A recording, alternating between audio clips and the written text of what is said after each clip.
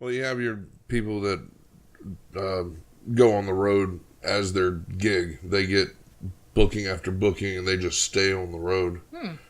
They live on the road, right? Yeah. They have like an RV or something. They literally live. Not on the road. even an RV. That sounds great.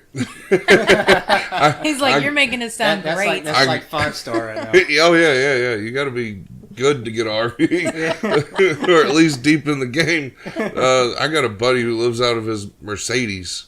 Okay. And he goes to national parks and hikes and sees all the stuff like that, and it's gorgeous, the sights that he sees, but he chooses to sleep in his car just so he gets those types of experiences. Yeah. Honestly, hey, I wouldn't mind like taking my own like little van or something, just like loading it up and traveling around a little bit. I think that'd be so cool. That'd be awesome. Because you get paid to do it. Yeah, shoot, that'd be even better. I don't think I could do comedy though. Like I am like scared of stage fright type deal. Like I can't. Well, the thing is, it's so weird. We're in front of a camera, and this is going to be on internet forever unless one of us deletes it for some reason. I'm deleting it right after. And it's going to stay there forever. But I would feel so nervous going on stage for like 10 minutes, not even 5 minutes, and performing in front of like actual people in front of me. These are numbers. You're not going to know people find this funny until you bump into somebody or the amount of likes you get on this stuff or whatever. But, I mean, when you're face to face, that's something and different. Expecting to try and get a laugh, it sets the game up to a whole new level.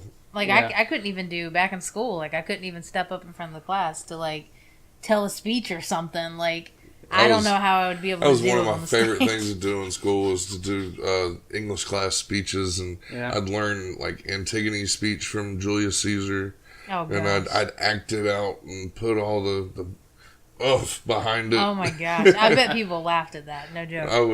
I forgot to do a homework assignment one time, and I just literally told the story of us mud bogging the night before, but I did it in a comical way. And I acted it out with the chair, and I'm sure the classmates will remember it. But the teacher, because it was such a good story, let me go home and write it. She thought that I had already written it, but I was writing it, trying to remember what the hell did I say in class. Yeah, I got to remember it the exact way I did it in class, and it was thankfully it got me out of it, being able to have humor. Now, that's one thing.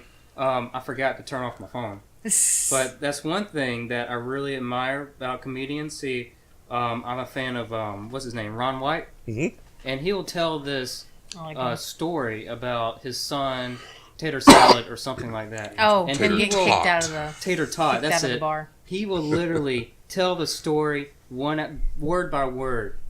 And on his next show, he do it word by word by word, the same exact way. It's crazy. It's like a 10-minute spill and exactly word. Memorize the whole entire thing.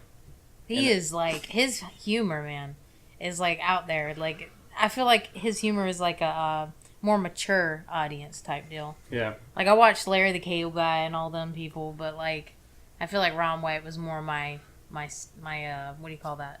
My time in my life right now. I'm in my 20s. I want to hear something a little bit more older. But, like, how is it to remember, like, all that material? And you go on stage, you're in front of everybody, lights. I've always wondered that. It's easy to remember it just because in the beginning when you start out, you only have 5 minutes. Yeah. And you go over these jokes so many times, it's like literally your mom telling you nursery rhymes when you were growing up. Okay. You just heard it so many times that I could sit here and probably say 20 to 30 minutes worth of nursery rhymes or kids stories or little kids songs because I've just heard it that much. Yeah. But once you get a lot of time, you usually drop older jokes just so you can keep within your hour, whatever you're doing. So you only have to remember an hour's worth at a time. Mm-hmm. But you'll carry around your notebook. You'll refer back to it and remember a joke or something. But remembering everything you've ever done, no, that's for anybody that can do that. Bless your heart. Now, have you traveled? Yeah. because I got a family, 5-year-old daughter, I got a full-time job, I have to keep it within like a night's drive back, unless I'm able to do it on the weekend or something. Yeah. But it's been like Charlotte area to Columbia, Savannah, Augusta, Okay. and then as far south as St. Augustine. What's one of your favorite places that you've been? Favorite places? That you've like performed? There used to be a place in Georgetown that I did called Limpin' James. Limpin' James. And it was just a bar, but the back patio where we did the comedy overlooked like the water area. Oh, that's cool. And the waterway and all the boats and stuff, the marsh. And it was just like the most scenic place to do a show, but the crowds there were amazing. I bet. It was always fun, a really relaxed atmosphere. That's nice. Now, I've never been to the comedy club until that one night, but is it usually pretty packed there normally during the summer and stuff like that? Oh yeah, during the summer, during the on season, of course, you're going to have more people, and you'll have on average 90 to 110 or so. Holy cow! There's many nights where John Reed comes through, or I saw who just came by through there recently. Was it him? The redheaded guy? I can't remember his name. He was pretty famous. He came recently and featured up there. I can't remember his name. That's the only redhead guy I know. No, he plays in a lot of movies now. I don't know. Eben told me about him. Bill Burr? No. He's not like famous, but he's like, stand-up comedian famous. I don't know. Well, John Reed's going to be back soon, I think. If he hasn't already come back through, he might have. I'm pretty excited about I think I want to take off and see like somebody big. Recently, we've been talking about going to see what's his name, Daniel? We talked about going to see him recently. Steven. Yes. You said Steve Hofstetter? Yeah, you said you're a fan of him too. Mm-hmm. Oh yeah. I like that he gets in the crowd, like people that are like talking to him, like he actually talks to them. He's actually a real smart guy, and he got famous off of viral videos from hecklers, and his ability just to use his wit and shut them down. That must suck for him though, because now people want to confront him. Yeah. Oh, I'm sure. So they can be on YouTube or something. Yeah, I'm sure that's why some of the people go, at least, is just to be like, I want to be that asshole in the crowd. Oh yeah. He says like he kills like a perfect joke, and there's one guy like, "You suck. Put me on YouTube." Yeah. Now, who is your favorite stand-up comedian, by the way?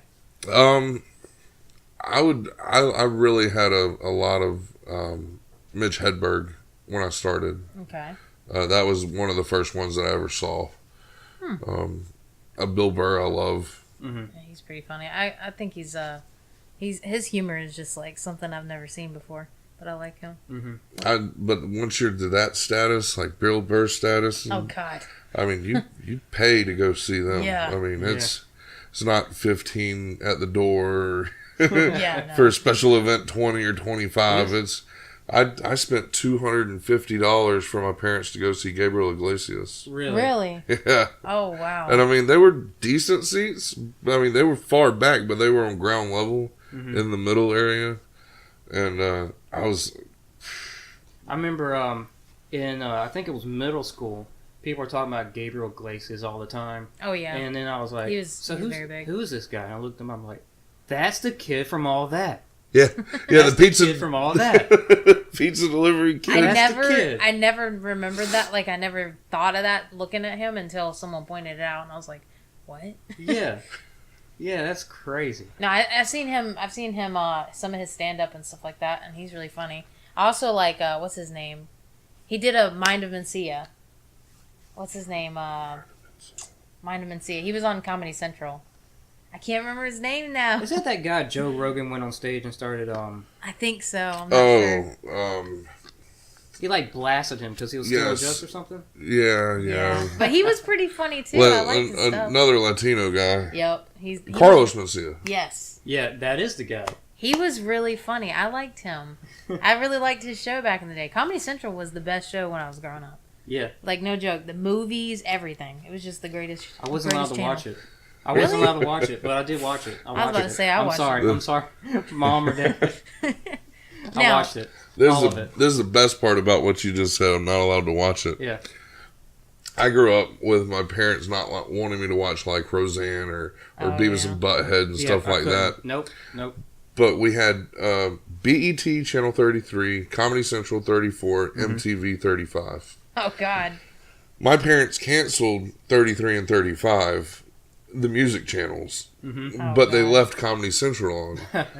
So I watched Comedy Central nonstop. I would stay up late and watch the raw, unedited stuff that they allowed after midnight. I swear, man. That's where it all began. That was the influence right there. There it is. Thanks for canceling music channels